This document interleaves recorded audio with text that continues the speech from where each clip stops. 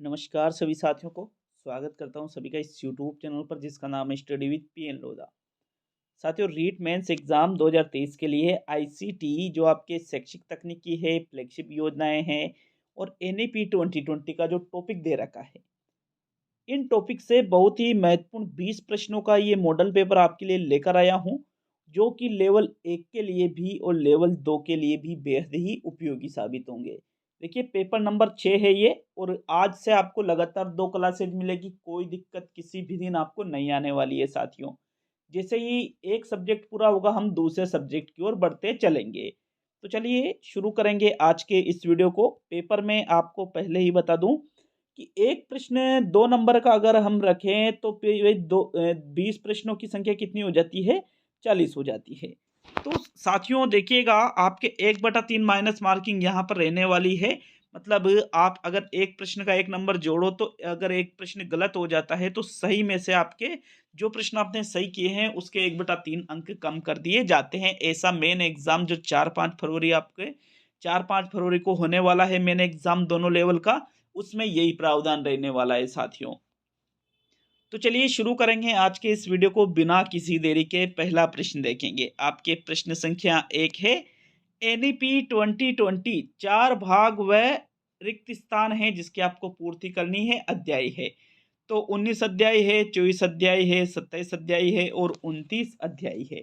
साथियों, अगर हम देखें एनईपी 2020 में जो राष्ट्रीय शिक्षा नीति 2020 आई है, इसमें भागों की संख्या तो कितनी है? 4 है। लेकिन अगर हम बात करें इसके अध्यायों की तो साथियों इसमें टोटल अध्यायों की संख्या कितनी है? 27 है। याद रखिएगा, एनईपी 2020 में भागों की संख्या कितनी है? 4 है और अध्यायों की संख्या कितनी है साथियों? 27 इसमें अध्याय सम्मिलित है। विकल्प 3 आपके पहले प्रश्न में सही रहेगा। मोस्ट इंपोर्टेंट क्वेश्चन है आपके। चलिए आगे बढ़ेंगे प्रश्न संख्या 2 की ओर। दूसरा प्रश्न देख लेते हैं। प्रश्न नंबर 2 है। प्रश्न संख्या 2 है, बालिका शिक्षा को बढ़ावा देने के उद्देश्य से बालिका शिक्षा फाउंडेशन की स्थापना कब की गई? 30 मार्च 1995 को, 30 मार्च 1996 को, 30 मार्च 1997 को और 30 मार्च 1998 को। कि भाई बालिका शिक्षा को बढ़ावा मिले, ठीक है, समझ रहे हो बात को? बालिका शिक्षा को क्या मिले साथियों? बढ़ावा मिले, इस उद्देश्य से बालिका शिक्षा फाउंडेशन की स्थापना की गई थी। लेकिन ये स्थापना कब की गई थी? इंपॉर्टेंट बात तो ये है। तो भाई कब की गई थी अगर ऐसा प्रश्न है तो साथियों की गई थी 30 मार्च को। लेकिन 30 मार्च को कब? 1995 में। कब की गई थी? 30 मार्च 1995 को बालिका शिक्षा को बढ़ावा देने के लिए बालिका शिक्षा फाउंडेशन की स्थापना की गई थी। इस फाउंडेशन के द्वारा बालिका शिक्षा को अनेक प्रकार से बढ़ावा दिया जा रहा है, गार्गी पुरस्कार वगैरह यही फाउंडेशन देता है साथियों। तो विकल्प 1 आपके प्रश्न 2 में सही है। प्रश्न संख्या 3 की ओर बढ़ते हैं। तीसरा प्रश्न है, इनमें से सही नहीं है। सही नहीं है, ठीक है ना, प्रश्न को अच्छे से पढ़ना है।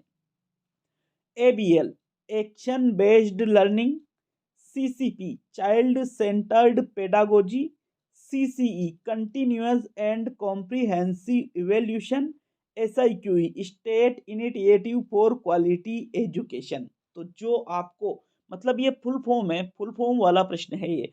4 चीजें यहाँ पर आपके सामने दी गई है, इनमें से एक की फुल फॉर्म गलत है भाई, वही आपको देखना है जो सही नहीं है।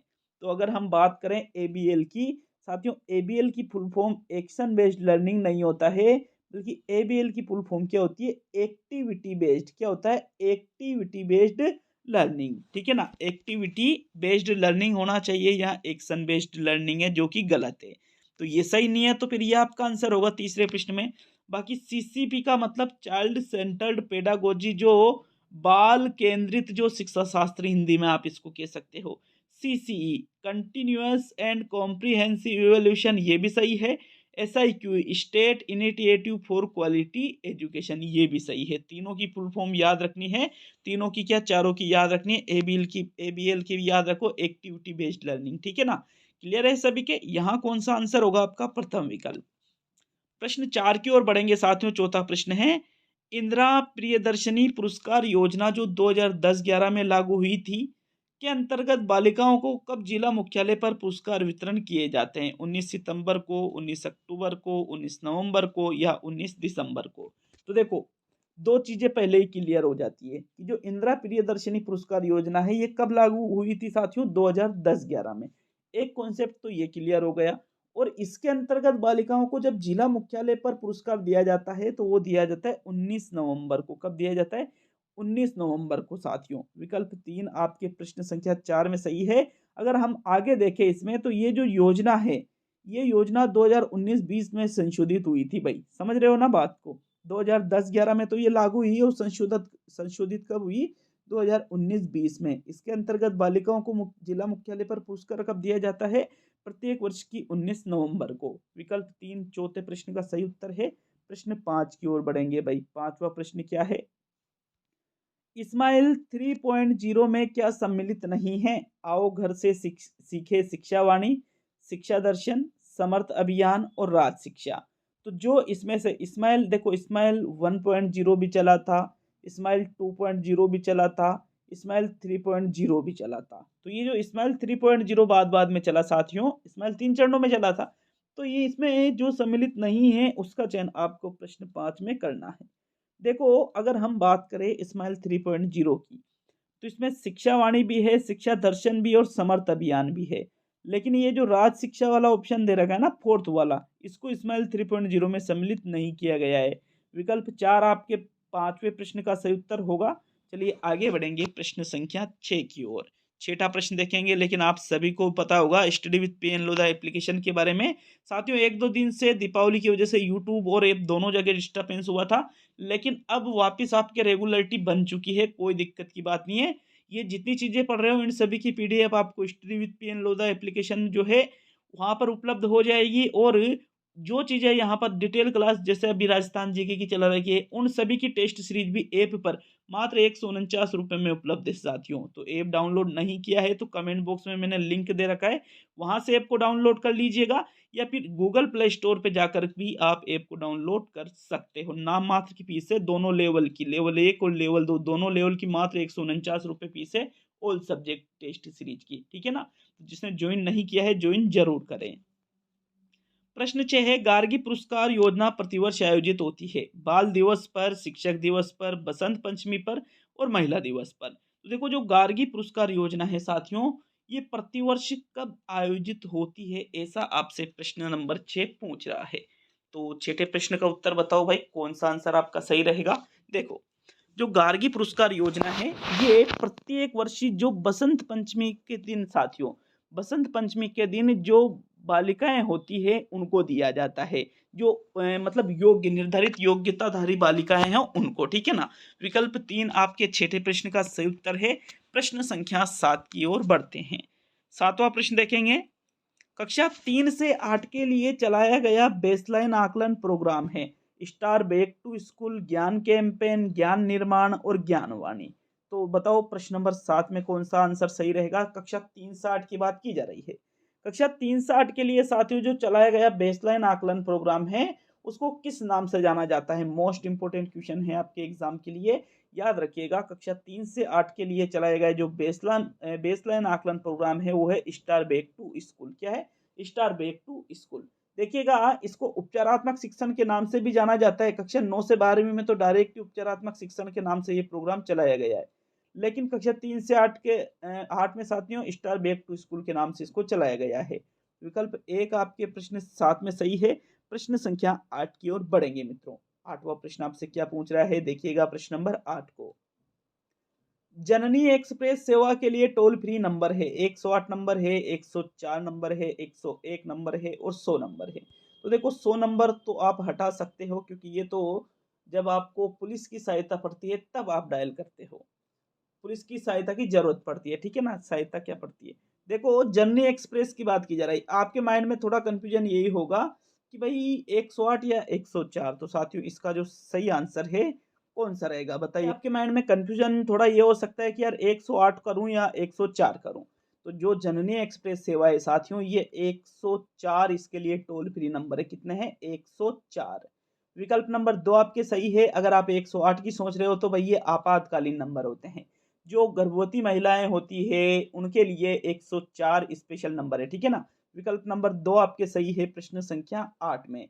चलिए आगे बढ़ेंगे साथियों प्रश्न संख्या 9 की ओर। 9वां प्रश्न, ये 108 मैंने लिख भी दिया है कि भाई ये किन के लिए है, आपातकालीन सेवाओं के लिए है। 9वां प्रश्न देखेंगे, विद्यालय के शाला प्रधान का विद्यालय प्रबंधन समिति में क्या पद नाम होगा।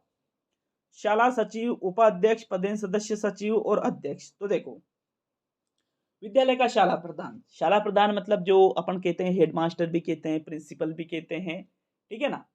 तो साथियों ये जो शाला प्रधान होते हैं, शाला प्रधान भी आप कह दो, हेडमास्टर कह दो, प्रिंसिपल कह दो, तो साथियों इनका विद्यालय प्रबंधन समिति जो एसएमसी होती है इसमें क्या पद होता है। तो भाई अध्यक्ष तो होता है कोई भी अभिभावक, और जो शाला प्रबंधन जो प्रधान है शाला प्रधान वो होता है पदेन सदस्य सचिव। मतलब सचिव की पोस्ट किसके पास रहती है विद्यालय प्रबंधन समिति में, जो हेडमास्टर शाला प्रधान होता है उसके पास रहती है सचिव की पोस्ट, ठीक है ना। विकल्प नंबर 3 आपके प्रश्न संख्या 9 का सही उत्तर है। चलिए आगे बढ़ेंगे साथियों प्रश्न संख्या 10 की ओर। 10वां प्रश्न देख लेते हैं। प्रश्न नंबर 10 में क्या पूछ रहा है, राजस्थान में जीवन धारा योजना का संबंध है किससे है। चिकित्सा सेवाओं की उपलब्धता से, गरीबों के लिए बीमा योजना है ये एक, सिंचाई कुओं का निर्माण करना इसमें होता है, या मरुभूमि के लिए। तो देखो एक योजना है जिसका नाम है जीवन धारा योजना। कौन सी योजना, जीवन धारा योजना। तो साथियों इस योजना का संबंध राजस्थान में सिंचाई कुओं के निर्माण से है। भाई याद रखिएगा किससे है, सिंचाई के जो कुएं हैं उनके निर्माण करने से है राजस्थान में जीवन धारा योजना का संबंध। विकल्प 3 आपके प्रश्न 10 का सही उत्तर है। चलिए आगे बढ़ेंगे प्रश्न संख्या 11 की ओर। 11वां प्रश्न देख लेते हैं मित्रों। प्रश्न नंबर 11 में क्या पूछ रहा है, वीडियो अच्छा लगे तो लाइक शेयर करिएगा, और चैनल पर नए हों तो चैनल को सब्सक्राइब करके बेल आइकन ऑन कर लेना, तभी प्रत्येक वीडियो का नोटिफिकेशन आप तक पहुंच जाएगा। देखिए एग्जाम तक यहाँ पर आपको सारी चीजें यूट्यूब पर निःशुल्क पढ़ाई जा रही है, और 149 रुपए की नाम मात्र के शुल्क में साथियों ऐप पर टेस्ट सीरीज भी चलाई जा रही है। तो जरूर डाउनलोड करें और टेस्ट सीरीज ज्वाइन करें। प्रश्न 11 है, विद्यालय प्रबंधन समिति का मुख्यालय होता है जिला कलेक्टर ऑफिस में, ग्राम पंचायत भवन में, पीओ स्कूल में, या विद्यालय में। तो देखो जो एसएमसी विद्यालय प्रबंधन समिति होती है इसका मुख्यालय भी विद्यालय में ही होता है। भाई ऐसा नहीं है कि भाई मुख्यालय कहीं और है, ऐसा कुछ नहीं। उन जिस विद्यालय की बात करें उसका एसएमसी का जो मुख्यालय है वो उसी विद्यालय में होता है। तो विद्यालय आपका फोर्थ विकल्प जो यहाँ दे रखा है प्रश्न 11 में, यही आपके प्रश्न 11 का सही उत्तर है। चलिए आगे बढ़ेंगे प्रश्न नंबर 12 की ओर। 12वां प्रश्न देख लेते हैं आपके प्रश्न नंबर 12। इनमें से कौन सी अधिगम परिस्थिति आभासी अधिगम वातावरण का रूप नहीं है। ई अधिगम, विवेचनात्मक अधिगम, ऑनलाइन अधिगम, या मिश्रित अधिगम। देखो आभासी अधिगम की बात की जा रही है तो जो भी ऑनलाइन चीजें हम मोबाइल लैपटॉप कंप्यूटर से करते हैं साथियों ये सभी आभासी वातावरण के अंतर्गत आ जाती है। तो ई अधिगम और ऑनलाइन अधिगम तो है भाई। अब विवेचनात्मक या मिश्रित, तो साथियों इसका सही आंसर है मिश्रित अधिगम जो है ये आभासी अधिगम का वातावरण का रूप नहीं है। सॉरी मिश्रित नहीं, ये विवेचनात्मक, फोर्थ नहीं सेकंड विकल्प है इसका आंसर। 12वें प्रश्न में विवेचनात्मक अधिगम आपका सही है। विवेचनात्मक को विवरणात्मक भी आप कह सकते हो। यह अधिगम आभासी अधिगम का वातावरण रूप नहीं है। विकल्प 2 आपके प्रश्न 12 में सही है। प्रश्न 13 की ओर बढ़ते हैं। तो देखो यहाँ 12वें प्रश्न में मैं वापस बता रहा हूँ, फोर्थ विकल्प गलत, थर्ड गलत, पहला गलत, दूसरा आपका आंसर सही रहेगा। प्रश्न 13 की ओर बढ़ेंगे साथियों। 13वां प्रश्न देख लेंगे आपके प्रश्न नंबर 13 में क्या है। एनईपी 2020 में शिक्षा के क्षेत्र में होने वाले निवेश को जीडीपी का कितने प्रतिशत करने का लक्ष्य रखा गया है। अब विकल्पों को देखिए भाई, 4%, 6%, 9% और 10%। तो जो एनईपी 2020 है, नेशनल एजुकेशन पॉलिसी 2020, साथियों शिक्षा के क्षेत्र में होने वाले जो निवेश है इसको जीडीपी का कितना प्रतिशत रखा गया है लक्ष्य, 6%। मतलब जो जीडीपी है भारत की, जीडीपी सकल घरेलू उत्पाद जिसको हम हिंदी में कहते हैं साथियों, तो भारत की संपूर्ण जीडीपी का 6% हिस्सा किस पर खर्च किया जाएगा। एनईपी 2020 में शिक्षा के क्षेत्र में जो निवेश है उसके अंतर्गत 6% हिस्सा इसको दिया जाएगा। विकल्प आपके 2 सही है प्रश्न 13 में। चलिए 14वें प्रश्न की ओर बढ़ेंगे मित्रों। आपके प्रश्न संख्या 14 में क्या पूछा जा रहा है। तो 14वां प्रश्न देख लेते हैं। प्रश्न नंबर 14 है, इनमें से कौन सा आईसीटी का पाठ्य सहगामी उपयोग है? अध्यापकों का वेतन बनाना, परिणाम तैयार करना, पाठ योजना बनाना और स्कूल पत्रिका का प्रकाशन करना। देखो, इंफॉर्मेशन एंड कम्युनिकेशन टेक्नोलॉजी, सूचना एवं संप्रेषण जो तकनीकी है साथियों, इसका आपको पाठ्य सहगामी उपयोग बताना है। तो बताओ भाई, कौन से विकल्प में आपको इसका पाठ्य सहगामी उपयोग नजर आ रहा है? 14वें प्रश्न का राइट आंसर बताइए जल्द ही। देखो, पाठ्य सहगामी का मतलब है जो आपके सिलेबस में चीजें नहीं है, उससे बाहर कुछ शिक्षण की चीजें। तो साथियों, स्कूल पत्रिका का जो प्रकाशन आईसीटी के द्वारा किया जाता है, ये पाठ्य सहगामी क्रियाओं के अंतर्गत सम्मिलित होगा। स्कूल पत्रिका प्रकाशन, विकल्प 4 आपके 14वें प्रश्न का सही उत्तर है। चलिए आगे बढ़ेंगे प्रश्न संख्या 15 की ओर। तो 15वां प्रश्न देख लेंगे। प्रश्न नंबर 15, एनईपी का सही विस्तार है new education policy, new education policy, new exam policy, national education policy और नेशनल एग्जाम पॉलिसी। तो भाई, एनईपी का आपको सही विस्तार रूप बताना है। किसका जो विस्तार रूप है वो क्या है? एनईपी की फुल फॉर्म एक तरह से आप कह सकते हो कि फुल फॉर्म आपसे पूछ रहा है प्रश्न संख्या 15। तो साथियों, 15वें प्रश्न में अगर हम बात करें सही उत्तर की, तो भाई न्यू एजुकेशन पॉलिसी नहीं होता है साथियों, बल्कि नेशनल एजुकेशन पॉलिसी 2020 है। National education policy, not new education policy. विकल्प नंबर 3 आपके जो 15वां प्रश्न है, इसका सही उत्तर होगा। याद रखिएगा, न्यू एजुकेशन पॉलिसी नहीं याद रखनी है, नेशनल एजुकेशन पॉलिसी 2020 आपको याद रखना है। चलिए बढ़ेंगे 16वें प्रश्न की ओर। तो प्रश्न संख्या 16 को देखेंगे। इनमें से किस कंप्यूटर को पर्सनल कंप्यूटर कहा जाता है? माइक्रो कंप्यूटर को, मेन फ्रेम कंप्यूटर को, मिनी कंप्यूटर को या सुपर कंप्यूटर को? देखो, पर्सनल कंप्यूटर के नाम से जिस कंप्यूटर के भी प्रश्न आएंगे आपके 100%, 2-3 प्रश्न आने वाले हैं, दिमाग इधर उधर नहीं जाना चाहिए। तो देखो, पर्सनल कंप्यूटर जिसको कहा जाता है वो आपको बताना है 16वें प्रश्न में। साथियों, सही आंसर देख लें। देखिए, जो मिनी कंप्यूटर होता है, कौन सा कंप्यूटर होता है? मिनी कंप्यूटर, छोटा, ठीक है ना, उस कंप्यूटर को ही पर्सनल कंप्यूटर के नाम से जाना जाता है। साथियों, अगर हम मिनी कंप्यूटर की बात करें, तो मिनी कंप्यूटर में एक ही सीपीयू होता है और एक समय में एक व्यक्ति ही इस पर कार्य कर सकता है। इसी वजह से मिनी कंप्यूटर को क्या कहा जाता है?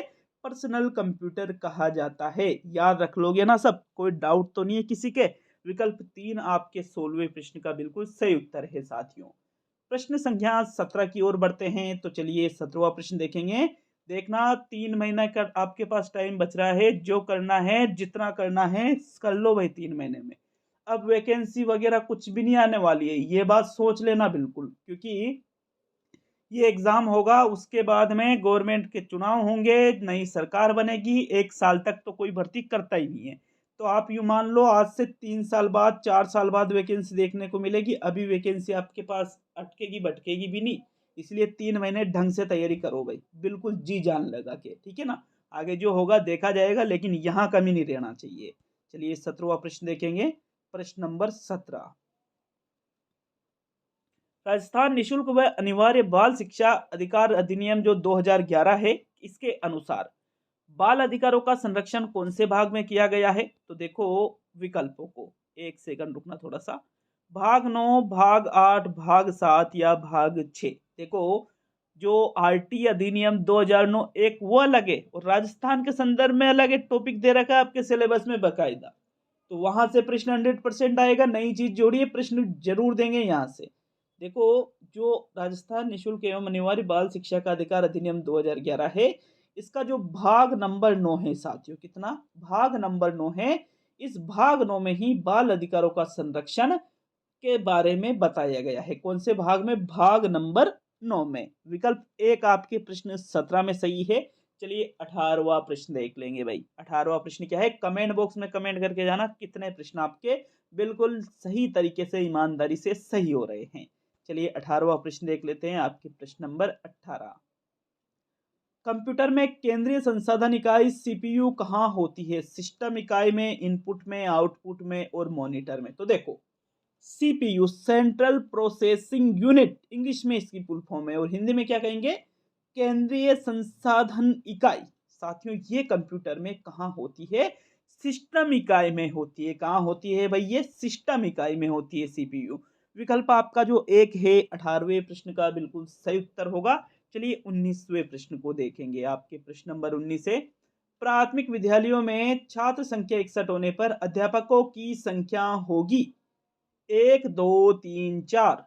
मैंने कोई गाना नहीं गाया, ठीक है ना। यहाँ पे बात की जा रही है पीएस, प्राइमरी स्कूल्स की। साथियों प्राइमरी जो स्कूल होते हैं इसमें 30 बच्चों पर एक अध्यापक होता है, ठीक है ना। 30 बच्चों पर एक अध्यापक।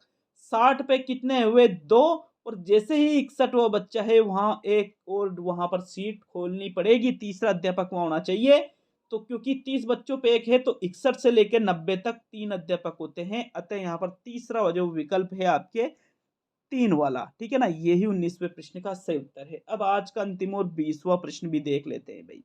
क्या पूछ रहा है आपसे? प्रश्न संख्या 20। तो 20वां प्रश्न है आपके, इंटरनेट प्रौद्योगिकी में HTML का आशय है hyper text markup language, hyper text makeup language, hyper text medium language, hyper text make language. तो देखो HTML, आपने इस चीज को इंग्लिश में पढ़ रखा होगा, HTML। साथियों ये जो HTML होता है इसकी फुल फॉर्म है H से हाइपर, T से टेक्स्ट, M से मार्कअप, L से लैंग्वेज।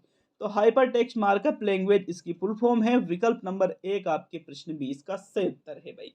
कंप्लीट होता है तकनीकी का टेस्ट नंबर 6। कैसा लगा कमेंट बॉक्स में जरूर बता कर जाइए साथियों। मिलते हैं नेक्स्ट वीडियो में। बहुत बहुत धन्यवाद इतना सारा प्यार देने के लिए।